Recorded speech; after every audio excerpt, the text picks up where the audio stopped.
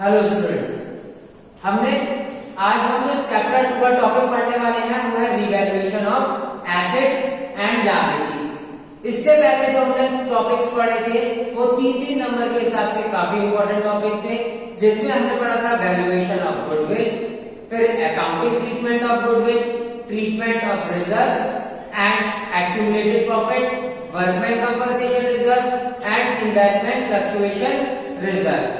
आज हम जो टॉपिक पढ़ने वाले हैं वो है revaluation of assets and liabilities. सबसे पहले समझ लेते हैं कि revaluation of assets and liabilities होता क्या है। तो रिवैल्यूएशन का मतलब होता है जब भी हम किसी भी एसेट्स और लायबिलिटीज को दोबारा से उसकी वैल्यू कैलकुलेट करें।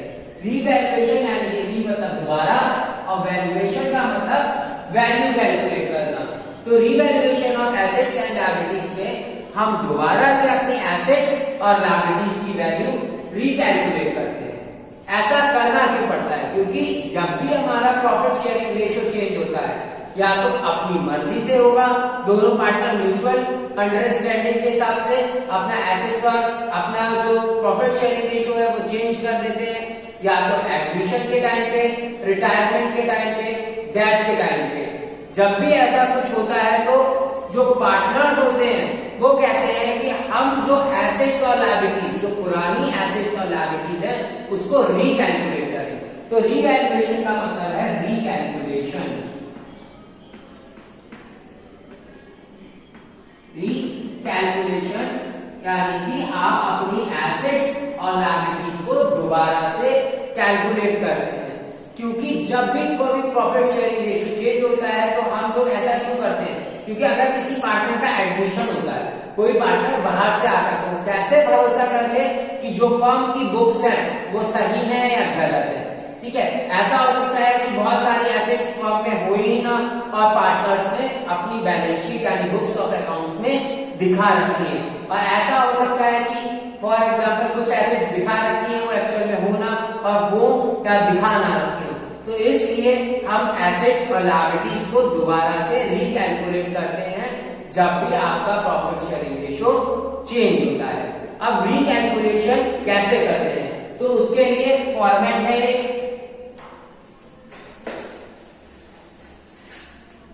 बच्चों बैलेंस शीट का आपको फॉर्मेट तो याद ही होगा। पर्टिकुलर अमाउंट एसेट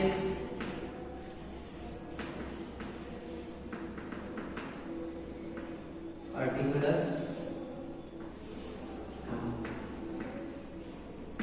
ये कुछ फॉर्मेट है रिवैल्यूएशन अकाउंट का। मैंने आप लोग को बता ही दिया है कि रिवैल्यूएशन अकाउंट बनता क्यों है, क्योंकि आप यहाँ पर एसेट और लायबिलिटीज की वैल्यू रिकैलकुलेट कर रहे हैं। अब इसका फॉर्मेट क्या है? तो पहले एक बार मैं फॉर्मेट नोट कर देता हूं, फिर समझाता हूं। यहां पर इंक्रीज इन एसेट्स यानी कि एसेट में अगर इंक्रीज होगा तो आप यहां पर लिखोगे, और डिक्रीज इन लायबिलिटीज, लायबिलिटीज के अंदर कोई भी डिक्रीज होता है तो आप यहां पर लिखोगे। यहां पर बाय के तौर पे लिखना है, बाय अनरिकॉर्डेड रिकॉर्डेड एसेट्स। आप यहां पे अनरिकॉर्डेड एसेट्स को भी नोट कर दें। यहां पर 2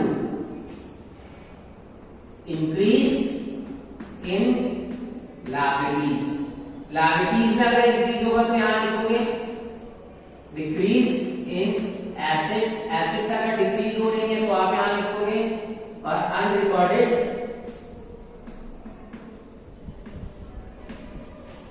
लायबिलिटीज, अगर आपकी कोई अनरिकॉर्डेड लायबिलिटीज है तो आप यहां लिखोगे। फिर करा हमने टोटल, टोटल टोटल में जो ज्यादा वाली साइड होगी उसका टोटल यहां लिखा जाएगा, मोर जो ज्यादा वाली साइड है उसका टोटल यहां लिखा जाएगा। अगर शॉर्ट कमिंग इधर आती है, if short coming, short coming अगर शॉर्ट कमिंग इस साइड आती है तो आपका होता है लॉस बाय लॉस। अगर शॉर्टकमिंग इस साइड आती है तो आपका होगा लॉस, और वो ओल्ड पार्टनर में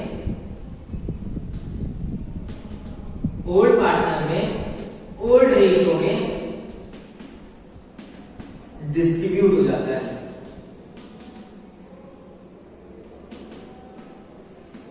डिस्ट्रीब्यूट हो जाता है।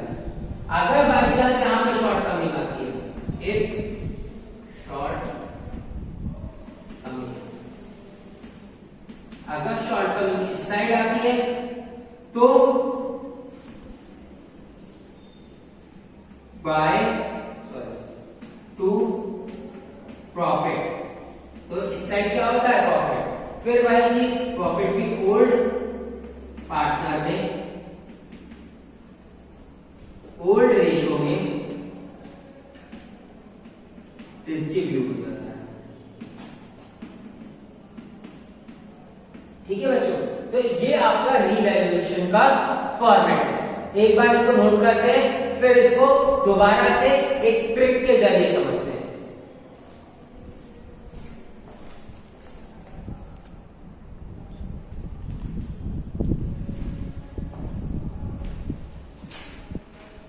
अब नोट कर लिया होगा, अब इसको याद करने की ट्रिक क्या है। आप सबको 11वीं क्लास में बैलेंस शीट का फॉर्मेट तो पता ही होगा कि इस साइड हम क्या लिखते हैं एसेट्स, और इस साइड क्या लिखते हैं लायबिलिटीज। अब एक चीज ध्यान रखिए, एसेट्स इंक्रीज करनी है, एसेट्स इंक्रीज करनी है, ठीक है, एसेट्स को इंक्रीज करना है, आपको एसेट्स बढ़ानी है, तो हम एसेट वाली साइड, ठीक है बच्चों, यानी कि एसेट्स को इंक्रीज करना है तो एसेट वाली साइड में लिखेंगे, और एसेट को डिक्रीज करना है, एसेट्स को डिक्रीज करना है तो हम लायबिलिटीज वाली साइड में लिखेंगे, यानी कि इस साइड लिखेंगे। एसेट्स इंक्रीज में एसेट वाली साइड, एसेट्स डिक्रीज में लायबिलिटी वाली साइड। अब इसी का जस्ट अपोजिट लायबिलिटीज के लिए,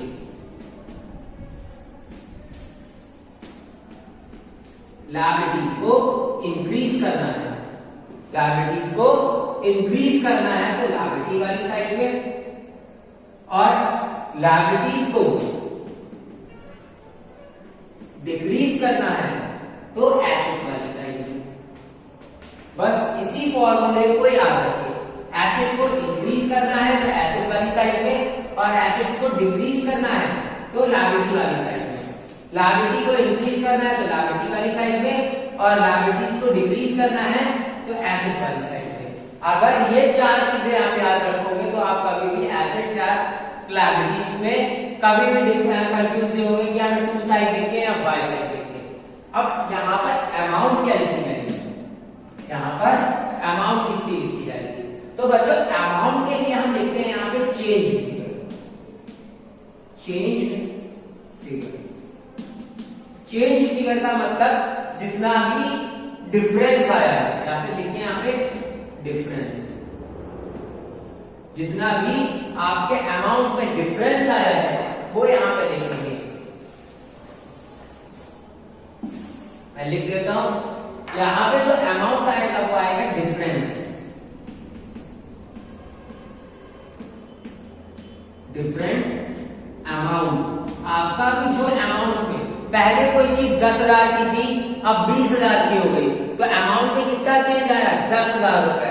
तो यहां पर जो अमाउंट आया वो आएगा डिफरेंस अमाउंट, जितना भी अमाउंट के अंदर फ्लक्चुएशन आया है, डिफरेंस आया है, वो अमाउंट आपका यहाँ पर लिखा जाएगा। तो ये पूरा रीवैल्यूएशन का फॉर्मेट था, ठीक है। अब अगर कोई भी पार्टनर एडमिशन लेता है, रिटायरमेंट लेता है, या फिर किसी भी तरीके से प्रॉफिट शेयरिंग रेशियो में उनके चेंजेस आते हैं और एसेट और लायबिलिटीज को वो लोग रीवैल्यूएट करने के लिए कहते हैं, तो आपको हमेशा ये फॉर्मेट बनाना जरूरी है, क्योंकि जब भी आप ये फॉर्मेट बनाओगे तो कुछ ना कुछ चेंजेस आएंगे, प्रॉफिट होगा या लॉस होगा, तो ये प्रॉफिट और लॉस पार्टनर्स को, जो पुराने पार्टनर्स हैं उनको पुराने रेशियो में ही डिस्ट्रीब्यूट कर दिया जाता है। इसके बाद आपको जो बनाना पड़ता है वो पार्टनर्स कैपिटल अकाउंट बनाना पड़ता है, पार्टनर्स कैपिटल के बारे में बताता हूं।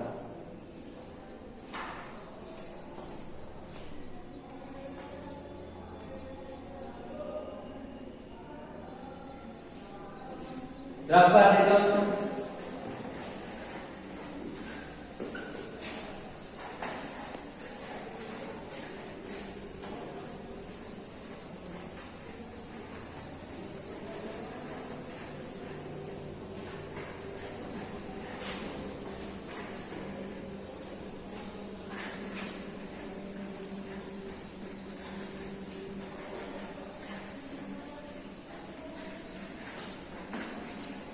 अब बनाते हैं पार्टनर्स कैपिटल अकाउंट।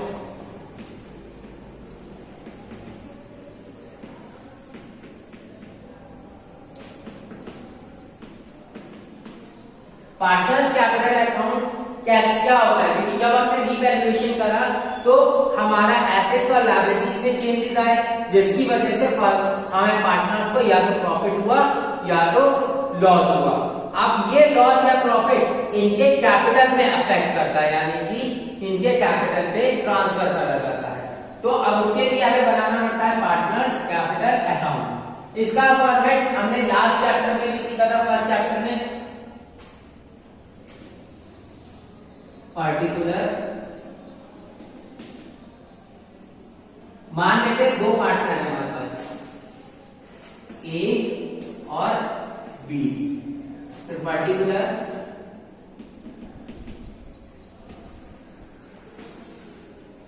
ए और बी, जो हम दो पार्टनर्स को लेके चलते हैं।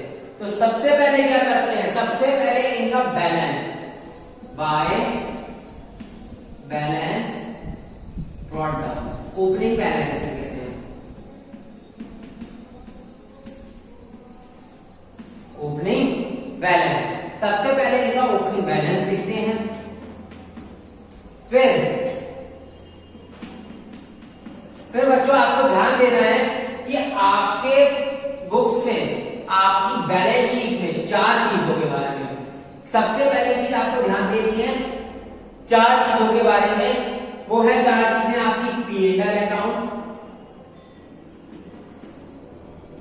दूसरा एडवर्टीजमेंट सस्पेंस अकाउंट,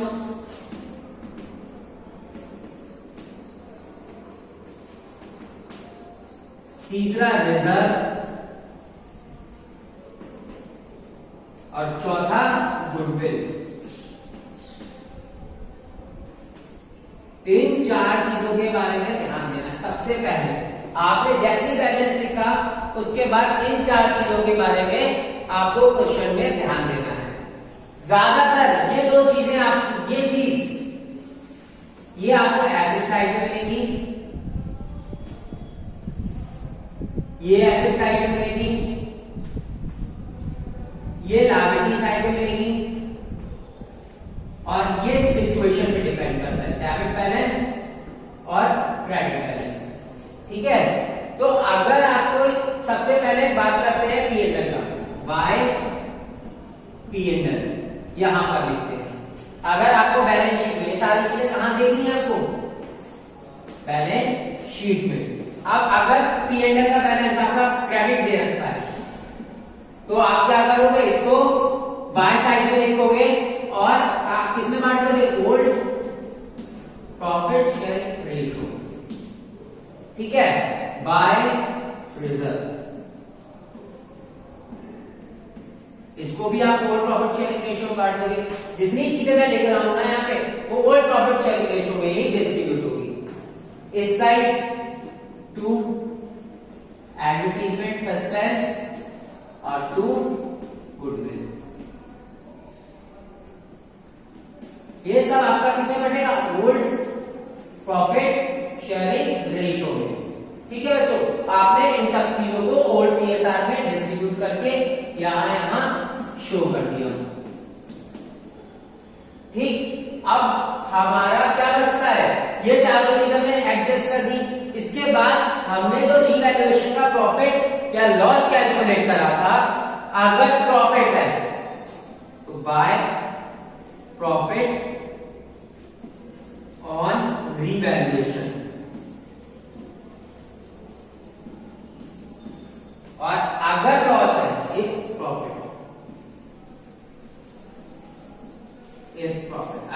प्रॉफिट है तो बाय प्रॉफिट और रीवैल्यूएशन एक असल लॉस है, टू लॉस ऑन रीवैल्यूएशन।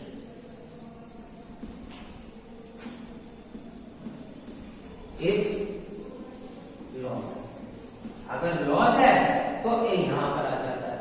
तो इस तरीके से हमने सारी चीजें एडजस्ट कर ली। पार्टनर्स कैपिटल, सबसे पहले कैपिटल लिखी है, फिर क्रेडिट बैलेंस P&L का और रिजर्व का अमाउंट, इधर P&L और एडवर्टाइजमेंट एक्सपेंस का अमाउंट। अब लास्ट में प्रॉफिट बांट दिया। इसके बाद करते हैं बैलेंसिंग। बैलेंसिंग ज्यादातर इसी साइड आएगी, टू बैलेंस कैरी डाउन। इसको क्या है, बैलेंसिंग फिगर। बैलेंसिंग फिगर ये हमेशा हमारी बैलेंसिंग फिगर आती है, यहां पर ज्यादा वाला नहीं।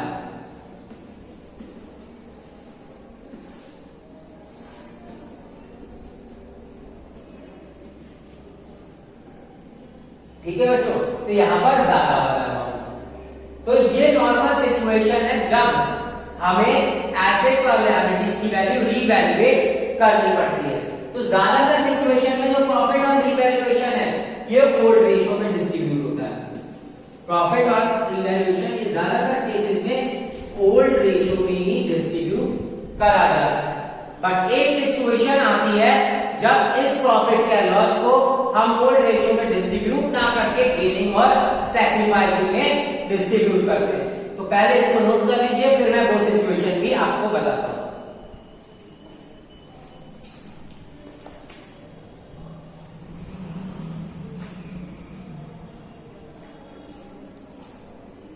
रफ कर देता हूं।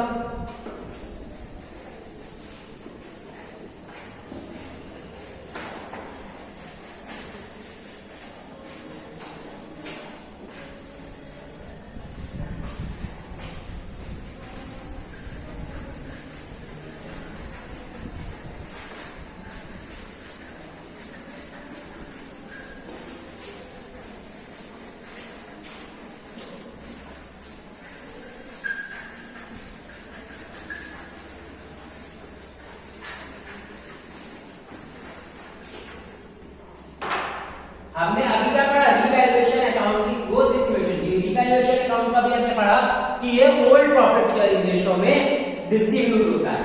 बट इन केस अगर क्वेश्चन में दे रखा है, अगर आपको क्वेश्चन में दे रखा है कि आपको एसेट्स स्लैश लायबिलिटीज की वैल्यू को, एसेट्स और liabilities not shown on revised value. अगर क्वेश्चन में ये लाइन दे रखी है कि आपको एसेट्स और लायबिलिटीज की रिवाइज्ड वैल्यू शो नहीं करनी है या फिर उनको डिस्टर्ब नहीं करना है। ये लास्ट टॉपिक में भी मैंने समझाया था कि अगर आपको क्वेश्चन में लाइन दे रखी है सिंगल एंट्री, एडजस्टमेंट एंट्री या do not want to disturb and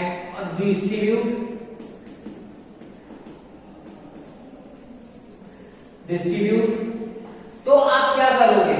अगर आपका ये लाइन दे रखी है, तो अगर आपको ये लाइन दे रखी है तो आपकी प्रॉफिट आता है। इफ, क्योंकि रिवैल्यूएशन बनाएंगे तो उसमें या तो प्रॉफिट आएगा या तो लॉस आएगा। इफ प्रॉफिट, अगर प्रॉफिट आता है तो हमारी जो एंट्री पास होती है वो होती है गेनिंग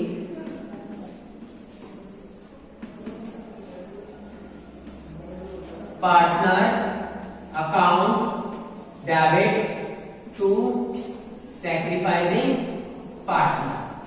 अगर आपका प्रॉफिट आता है तो आप इस रेशियो में डिवाइड करेंगे, gaining partner account debit to sacrificing partner. If loss, अगर बाय चांस आपका लॉस आता है तो आप ये एंट्री रिवर्स कर देंगे, sacrificing partner account debit to gaining. आप ये एंट्री पास कर देंगे। नॉर्मल सिचुएशन अगर कुछ भी नहीं दिया है तो आप तो रिवैल्यूएशन को ओल्ड रेशो में ही डिस्ट्रीब्यूट करेंगे, लेकिन अगर ये बाय चांस स्पेशल सिचुएशन है, कभी कभार आपको क्वेश्चन में देखने को मिलेगी कि ये सिचुएशन आ गई कि आपको रिवाइज वैल्यू शो नहीं करनी है या फिर एसेट्स और लायबिलिटीज को ओरिजिनल वैल्यू पे ही दिखाना है। कभी कभार ये बोल देते हैं ओरिजिनल वैल्यू पे ही दिखाना है, तो भी आप यही एंट्री शो करोगे। एक बार नोट कर लीजिए, फिर आगे बताता हूं।